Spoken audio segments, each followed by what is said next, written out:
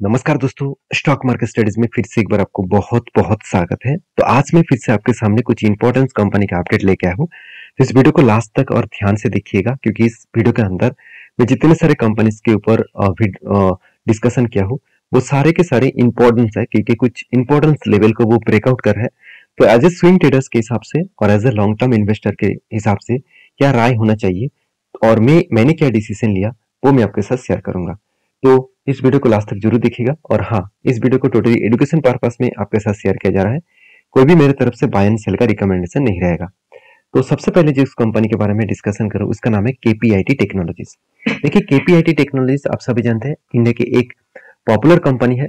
और इस कंपनी के बारे में हर किसी को पता है कि अगर ऑटो सेक्टर का ऑटो इंडस्ट्रीज का अगर ग्रोथ होगा तो डायरेक्टली केपीआईटी टेक्नोलॉजीज का फायदा होगा। आप एक क्वेश्चन मार्क ये आएगा कि सर ऑटो इंडस्ट्री के साथ इसका क्या डील है। देखिए, इस कंपनी के जो बेसिकली जो बिजनेस है वो ऑटोमोबाइल्स के ऊपर ही है। तो ऑटोमोबाइल्स के ऊपर साथ ही साथ आप देखें तो स्पेशलाइजेशन ऑफ सॉफ्टवेयर जो जो डेवलपमेंट है, उसके साथ साथ आर्टिफिशियल इंटेलिजेंस और डिजिटल सॉल्यूशंस, इस तरीके से प्रोजेक्ट के ऊपर काम कर रहे हैं। मुझे बहुत सारे दोस्तों ने कमेंट्स किए, सर अगर मुझे कोई भी आर्टिफिशियल एआई कंपनीज के ऊपर काम करना है, एआई कंपनीज के ऊपर निवेश करना है, तो मैं किस कंपनी के ऊपर स्टडी करूं। तो ऑब्वियसली मैं जरूर कहूंगा आप केपीआईटी के ऊपर स्टडी कर सकते हैं, क्योंकि इस कंपनी का बिजनेस मॉडल कुछ अलग लेवल का है। और सबसे बड़ी बात है, जो ऑटो सेक्टर का जब जब जब ग्रोथ होगा तो इस कंपनी का ग्रोथ उस टाइम में तगड़ा दिखेगा। देखिए, 2018 के बाद मैं एक डेटा आपको दिखा देता हूँ। चलो मैं यहाँ पे आपको गूगल में सर्च करके दिखा देता हूँ, केपीआईटी टेक। देखिए, केपीआईटी टेक आप सर्च करेंगे तो उसके बाद आपको मैक्सिमम चार्ट बन जाना है। ध्यान से इस चीज को देखना, कुछ यहाँ पे सीखने को मिलेगा। अच्छी बात, देखिए यहाँ पे जिस तरीके से चार्ट पैटर्न क्रिएट हुआ आप देखेंगे तो 2018 के बाद 2019-20 में देखिए करेक्शन किस तरीके से हुआ, और करेक्शन ना भी हुए तो एक रेंज में फंसे हुए थे। कोविड के बाद देखिए ऑटो सेक्टर का ग्रोथ हुआ और इस कंपनी का भी ग्रोथ किस तरीके से आप देख सकते हैं।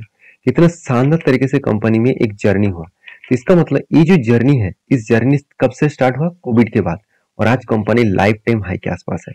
तो इस तरीके से जो जर्नी कंपनी की है वो जर्नी कंपनी को आगे बढ़ाएंगे और भी ग्रोथ होने का चांसेस भी है, क्योंकि कंपनी की जो परफॉर्मेंस है वो आप देखेंगे तो आप हैरान हो जाएंगे। कंपनी का जीरो डेप कंपनी है और कंपनी का जो क्वार्टरली रिजल्ट है वो फाइनली अभी तक अनाउंसमेंट नहीं किया गया। जब रिजल्ट आएगा तो मैं डिस्कशन करूंगा और मैं आपको डेट भी बता दूंगा कब रिजल्ट आने वाला है। तो देखिए, पिछले बार के रिजल्ट के बारे में बात करूं, देखिए फर्स्ट टाइम कंपनी 1000 करोड़ तक कंपनी के सेल्स को इंक्रीज किए, एक्सपेंस को भी मेंटेन किए, कम क्या मतलब कम कम देखने को मिले। उसके बाद नेट प्रॉफिट जो 24 करोड़ था, उसके बाद 60 करोड़, उसके बाद 88 करोड़ और आज बढ़ के हो चुके हैं 134 करोड़ के आसपास। तो कंपनी किस तरीके से खुद को ग्रोथ किया आप यहाँ पे देख सकते हैं, किस तरीके से कंपनी को अलग लेवल में रिप्रेजेंट किया आप यहाँ पे देख सकते हैं। तो कंपनी का जो मतलब कैश फ्लो है वो देखेंगे तो कंपनी का कैश फ्लो में आपको एक चीज यहाँ पे नजरिया में देखने को मिलेगा। कंपनी के जो प्रॉफिट फ्रॉम ऑपरेशंस, मतलब कंपनी जो काम कर रहा है उसमें कंपनी को कितना प्रॉफिट आ रहा है। देखिए, प्रॉफिट फ्रॉम ऑपरेशन का मतलब है इसके अंदर आपको टैक्सेशन, एक्स्ट्रा जो खर्चा है वो सब आपको माइनस नहीं दिखेगा। टोटल कंपनी जो प्रोडक्ट को बेच रहे हैं, मतलब प्रोडक्ट को जो सर्विसेज दे रहा है, उसमें कंपनी का कितना पैसा वापस आ रहा है, वही कहा जाता है प्रॉफिट फ्रॉम ऑपरेशंस। अभी कैश फ्रॉम ऑपरेशंस एक्टिविटी, तो यहाँ पे कुछ करेक्शन आपको देखने को मिलेगा। इसका मतलब है कंपनी में यहाँ पे कितना पैसा फाइनली कंपनी के हाथ में आया, उसको कहा जाता है कैश फ्रॉम ऑपरेशन एक्टिविटीज। तो यहाँ पे भी पॉजिटिव है, यहाँ पे भी पॉजिटिव है। और तीसरी बात जो है, जो मुझे सबसे अच्छा लगा इस कंपनी का फिक्स एसेट। इस बार कंपनी हाईएस्ट फिक्स एसेट को परचेज किया करीबन 130 करोड़ के आसपास। और यही हाईएस्ट फिक्स एसेट को परचेज करने के कारण कंपनी में एक मैसिव मोमेंटम्स देखने को मिला है। और कंपनी के जो बोरिंग्स है आप देखेंगे तो बोरिंग्स 104 करोड़, पिछले बार जो कर्जा लिया गया था उसको कंपनी क्या क्या रीपेमेंट भी किए।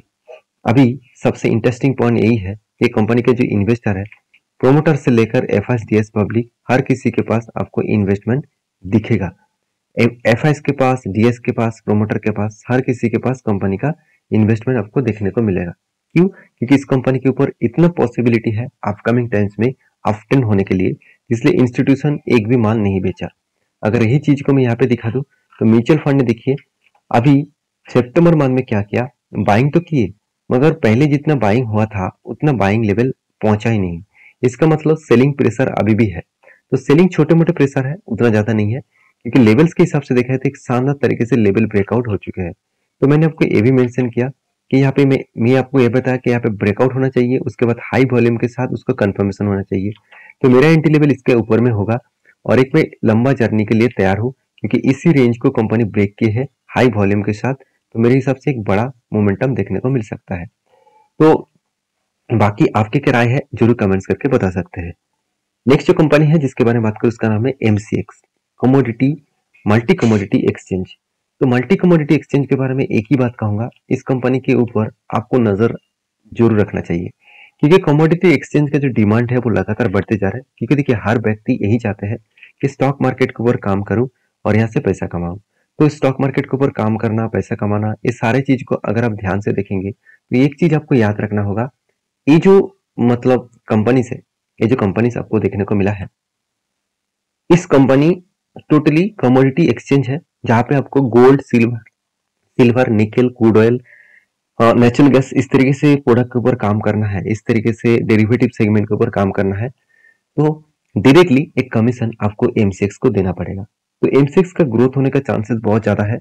हाँ, यहाँ पे क्वेश्चन मुझे बहुत बार देखने को मिल जाते हैं कि कंपनी के सर कंपनी तो अच्छा खासा सेल्स तो कर रहा है, मगर फिर सेल्स करने के बाद भी कंपनी का लास्ट जो क्वार्टर्स गया वहां पे कंपनी का प्रॉफिट नेगेटिव मतलब प्रॉफिट कम क्यों हुआ। देखिए उसके पीछे कारण भी है। पहली बात, कंपनी का सेल्स तो हुआ, एक्सपेंस जो है उसको कंट्रोल नहीं कर पाए।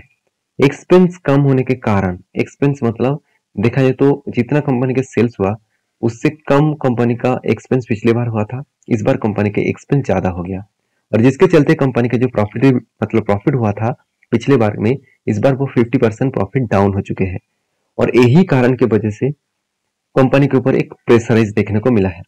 अभी कंपनी का जो मतलब अ, जो इन्वेस्टर है उसके बारे में बात करूं तो यहाँ पे FIS, DIS, पब्लिक हर किसी के पास इन्वेस्टमेंट है। FIS ने भी माल नहीं बेचा, DS ने भी नहीं बेचा, उल्टा DS ने खरीदारी की है, पब्लिक ने छोटा मोटा क्वांटिटी बेचा है और बाकी अभी कंटिन्यू होल्ड कर रहा है। तो मजेदार बात यही है कि कंपनी की जो बैलेंस शीट है यहाँ पे देखिए, कंपनी का रिजर्व तो बढ़ते चले गए और कंपनी का 1 रुपया भी कर्जा नहीं है। ये कर्जे को हम लोग एकदम जीरो कर्जा बोल सकते हैं।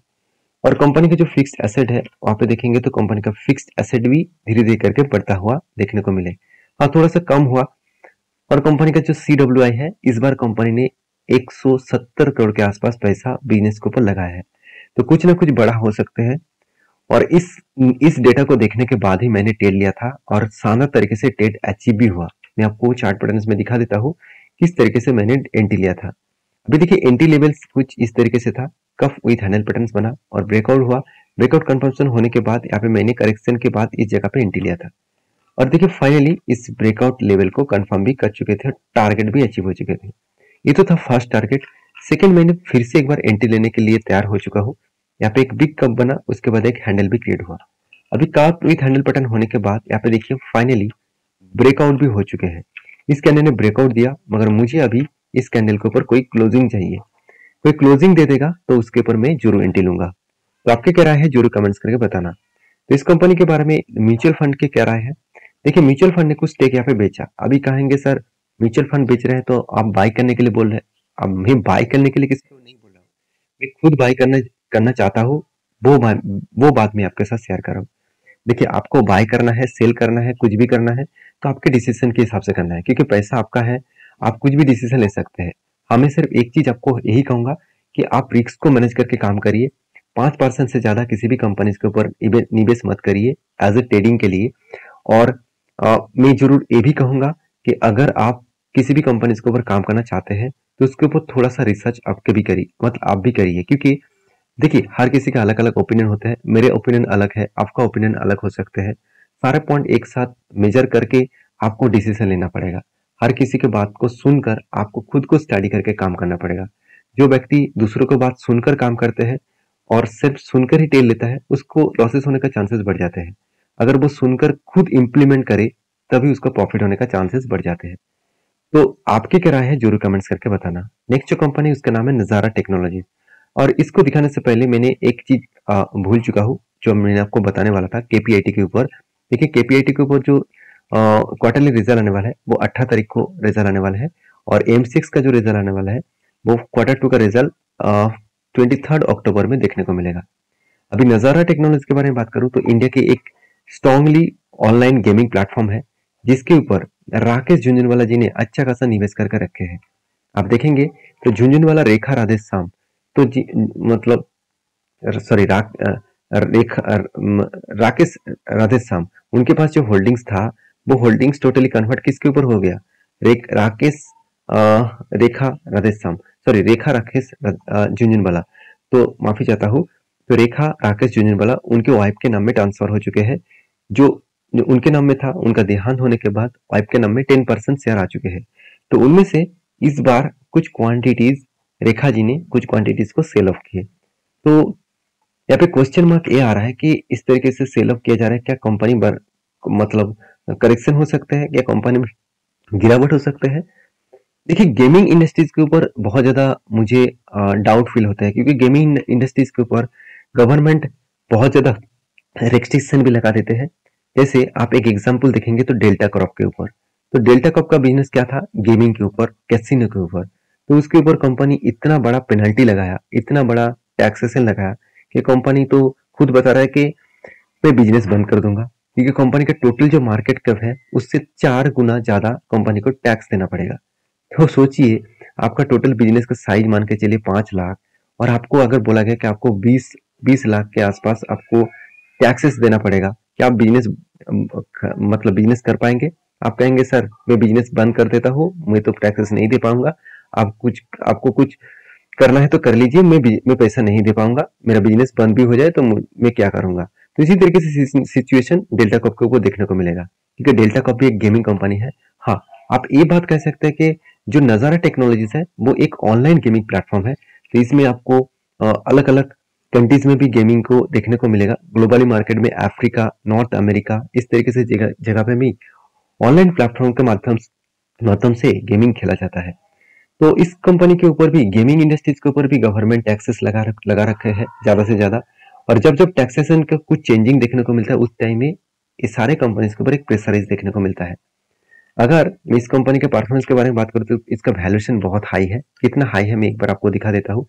देखिए एक टाइम इसका वैल्यूएशन था 270 के आसपास, और आज कितना है? 120 के आसपास। तो 121 के आसपास इसका एवरेज वॉल्यूम है।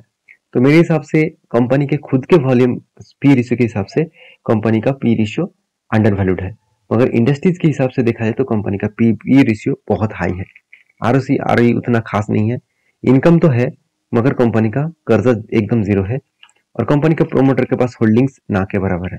अगर मैं क्वार्टरली रिजल्ट के बारे में बात करूं तो कंपनी की जो सेल्स है वो हर साल में धीरे धीरे करके पॉजिटिवली देखने को मिला है, मगर 2022 में जो सेल्स हुआ था 2023 में ज्यादा तो हुआ, मगर लास्ट कुछ क्वार्टर्स में कंपनी का सेल्स इंक्रीज नहीं हुआ, तो जिसके चलते कंपनी का प्रॉफिट हुआ इस बार 21 करोड़ के आसपास। तो कंपनी आज तक जितने प्रॉफिट किए हैं उससे सबसे ज्यादा प्रॉफिट लास्ट क्वार्टर्स में किया गया, Q1 में किया गया। तो मैं जरूर कहूंगा इस कंपनी के ऊपर फोकस रखिएगा, क्योंकि सिर्फ आप अकेला नहीं, इंस्टीट्यूशन भी इसके ऊपर निवेश करके रखे हैं। जैसे FIS, DS के पास अच्छा खासा होल्डिंग्स है। DS ने तो मतलब सितंबर अक्टूबर मंथ का भी डेटा यहाँ पे देखने को मिला, जहाँ पे 16% के आसपास होल्डिंग्स को उठा चुके हैं। अभी क्वेश्चन मार्क यही आएगा कि सर इस कंपनी के ऊपर इतना होल्डिंग क्यों उठा जा रहा है? ठीक है, देखिए कुछ इंस्टीट्यूशन डेल्टा कॉप के ऊपर भरोसा करते थे, आज डेल्टा कॉप तो बंद होने वाला है, बर्बाद होने वाला है, जिसके चलते हुए मुझे लगता है, देखिए बंद होने वाला है मतलब गवर्नमेंट जिस तरीके से उसके ऊपर टैक्सेशन अनाउंसमेंट किया तो वो कंपनी खुद बंद करने के लिए तैयार हो जाएंगे। तो शायद इसीलिए इंस्टीट्यूशन डेल्टा कॉप के ऊपर माल बेच दिया और उसका क्वांटिटी नेक्स्ट गेमिंग कंपनी के ऊपर मतलब नजारा टेक के ऊपर उन्होंने निवेश कर दिया। लेकिन नजारा टेक कोई खराब कंपनी है, इस कंपनी का बिजनेस मॉडल धीरे धीरे करके आगे बढ़ रहा है। मुझे लगता है इस कंपनी के ऊपर आपको अभी से फोकस रखना चाहिए। हाँ, जरूर कहूंगा रिक्सी कंपनी है तो सोच समझ कर काम करना पड़ेगा, क्योंकि गेमिंग इंडस्ट्रीज बाहर की कंट्रीज में जिस तरीके से गेमिंग इंडस्ट्रीज को देखा जाता है, जिस तरीके से अपॉर्चुनिटीज होते हैं, वो इंडिया में उतना अपॉर्चुनिटीज अभी धीरे धीरे करके स्टार्ट हुआ है, उतना ग्रोथ नहीं हुआ है, क्योंकि इंडिया एक इमर्जिंग मार्केट है, तो यहाँ पे ग्रोथ होने का चांसेस बहुत हाई है। तो रही बात इस कंपनी के चार्ट पैटर्न का, तो इस कंपनी के चार्ट पैटर्न आप देखेंगे तो ध्यान से देखना, यहाँ पे मैंने आपको ट्रेड मेंशन किया हूँ। कुछ यहाँ पे कप विद हैंडल पैटर्न्स बना और यहाँ पे ब्रेकआउट भी हुआ और उसके बाद एक शानदार तरीके से जर्नी हुआ था, टारगेट के आसपास से ही बैक किया। तो बहुत सारे लोग मुझे यहाँ पे क्वेश्चन भी किया कि सर यहाँ पे रिवर्सल हो रहा है, क्या और भी गिर सकते हैं? देखिए कुछ भी हो सकता है, मार्केट अनसर्टेन है, कुछ भी हो सकता है। आपको सिर्फ आपके ट्रेड के ऊपर भरोसा है। अगर आपने सही ट्रेड लिया तो मेरे हिसाब से उसके ऊपर आपको भरोसा करना चाहिए। अभी क्वेश्चन मार्क आएगा कि यहाँ से गिर क्यों रहा है, क्योंकि उसके पीछे कारण है ये जो लेवल है। ये जो लेवल है, ये लेवल कौन सा लेवल है? यहाँ पे एक स्ट्रॉन्ग रेजिस्टेंस लेवल है, उसी लेवल और सप्लाई जोन भी है, क्योंकि इसी लेवल के बाद एक बिग क्रैश हुआ था, तो इसलिए शायद इस लेवल को टच किया और उसके बाद थोड़ा सा करेक्शन हो सकता है। मुझे नहीं लगता उतना करेक्शन होगा। यहाँ से वापस जाने के बाद इस टारगेट को वो अचीव कर सकते हैं, जो टारगेट बनेगा करीबन 34% के आसपास। तो आई होप वीडियो में आपको कुछ एक्स्ट्रा जानकारी मिला है, अच्छा जानकारी मिला है, तो प्लीज एक लाइक करिए और चैनल को सब्सक्राइब भी करिए। नेक्स्ट जो कंपनी है जिसके बारे में बात करूं उसका नाम है श्री वेंकटेश रिफाइनरी लिमिटेड, जो एक एडिबल ऑयल बेचने वाला कंपनी है। इस कंपनी के बारे में एक ही बात कहूंगा, कंपनी बोनस अनाउंसमेंट कर चुके हैं, हर एक के बदले एक शेयर देने वाले हैं और 27 तारीख को आपको बोनस मिलेगा। तो इस सारे कंपनीज के ऊपर डिटेल्स स्टडी करके ही काम करना। मेरे तरफ से कोई भी रिकमेंडेशन नहीं है और मैं कभी भी रिकमेंडेशन नहीं करता हूँ, क्योंकि मैं कोई सेबी रजिस्टर्ड पर्सन नहीं हूँ। मेरा रिकमेंडेशन करना गलत होगा, तो इसीलिए मैं आपको हमेशा एजुकेशन पर्पस में सारे वीडियोस को शेयर करता हूँ। तो प्लीज रिसर्च करके स्टडी करके ही काम करना। वीडियो अच्छा लगे तो प्लीज लाइक भी करना। नेक्स्ट वीडियो में, तब तक अच्छे से रहिए, अपने ख्याल रखिए, बाय बाय।